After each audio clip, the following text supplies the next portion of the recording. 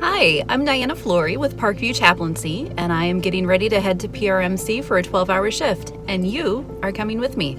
Let's go. So here we are at Chaplaincy headquarters, and this is where the night begins. And there's Dan. Hey, Dan. Hi, how are you? Good, how are you? Was it a good day? It was a great day. Yeah? Yeah. Can't wait to hear all about it. Tell me in a minute, okay? I will tell you in a minute. We're not recording. Okay. Dan finally got to go home, so it's just me now. And I thought I would take this opportunity to give you a little rundown on chaplaincy presence at Parkview. We have chaplains on call at all of the Parkview hospitals 24/7, but at PRMC, we actually have a chaplain in the building around the clock.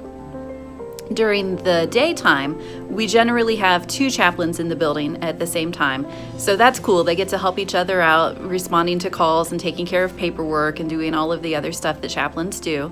And during the week, we sometimes have up to 6 chaplains because in addition to the 2 who are taking care of responding to pages, we also have 1 dedicated chaplain for the palliative care team and 1 dedicated chaplain for the cancer care team.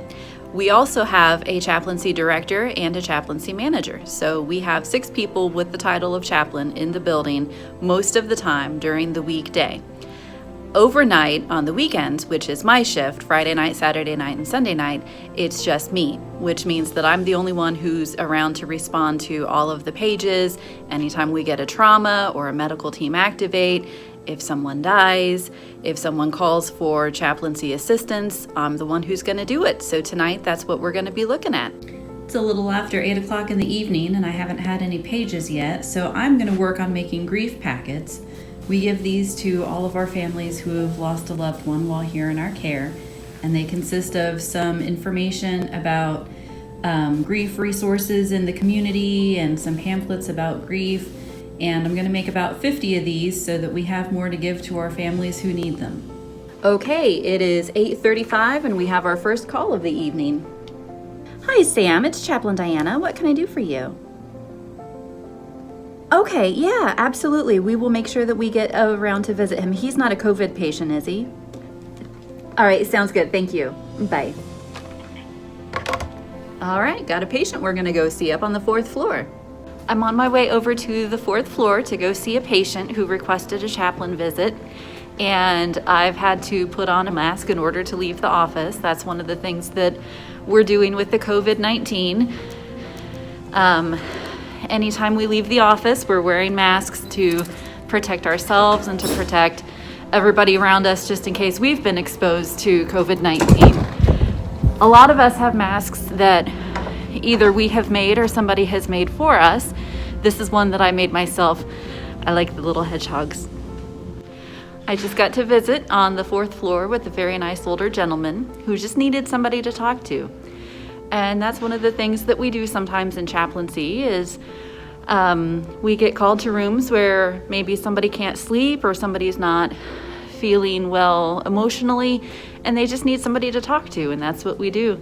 So I talked with him and we prayed and we sang a song and he seems better now. So it was a good visit. So this is one of my favorite places in all of the hospital. This is the sky bridge that goes from the main part of the hospital over to Peds and NICU. And I just love this bridge. Right now it's raining and I don't know if you can hear it, but the rain is hitting the windows and it makes a delightful sound. And I love the way that the cross in the chapel is lit that you can see from here at night. This is my second favorite place in all of the hospital, the chapel.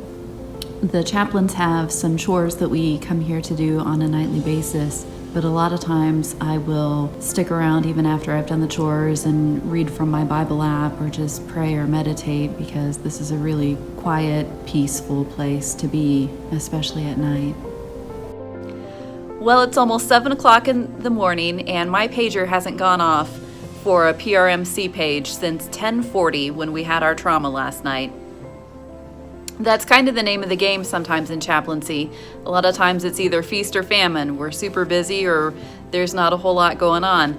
And tonight there wasn't a whole lot. So come hang out with me some other time and we'll see what else we can get into. Thanks a lot.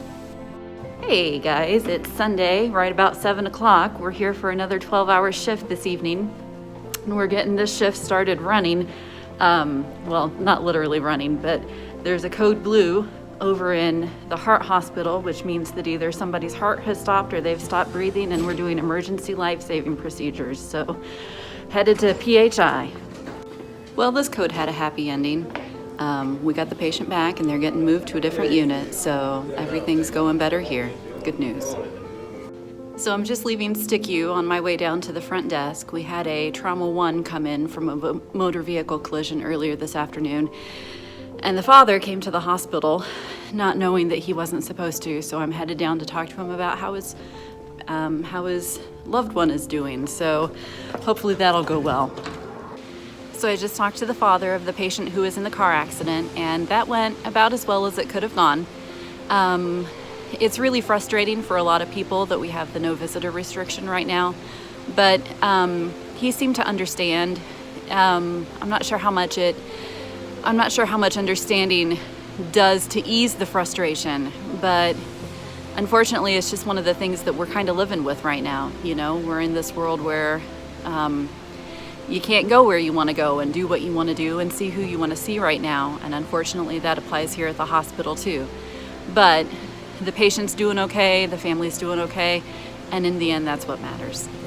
One of the best parts of our office, we have a view.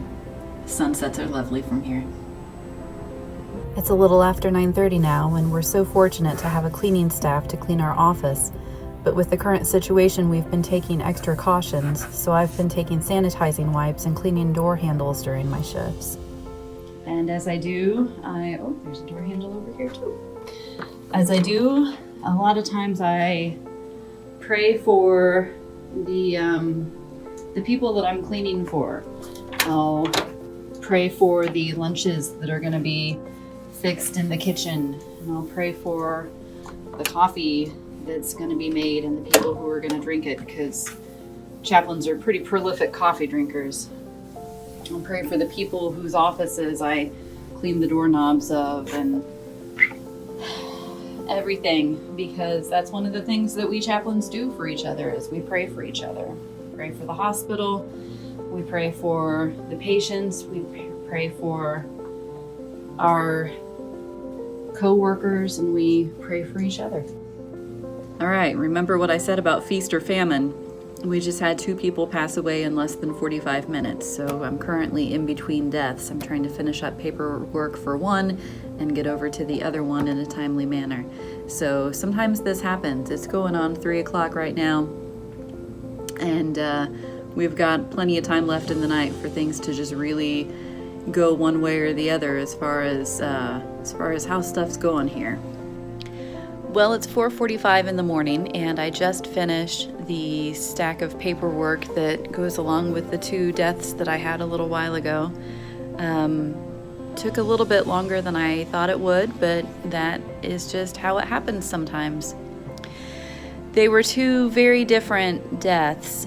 One of them was a COVID positive death, and so there was no family present, and we had to do all of the paperwork over the phone, which is increasingly common these days with COVID-19.